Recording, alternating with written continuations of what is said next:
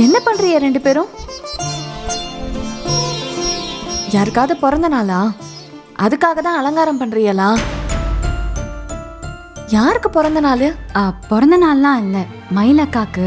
ஏய், இவங்க கிட்ட இப்ப எதுக்கு சொல்ற? அப்புறம் அதை வச்சு வேற ஏதாவது பிரச்சனை பண்ண போறாங்க. நான் ஏதோ நினைச்சு எதையோ பண்ண போய் அது முழுசா தப்பா போச்சு. அதுக்காக சபையில அடி வரைக்கும் வாங்கியாச்சு. நடந்ததையே காரணமா வச்சு காலத்துக்கும் என்ன இந்த வீட்டுல ஒதுக்கி வைக்கலாம்னு நினைக்கிறீங்களா? Meena, cake ready. வாங்க.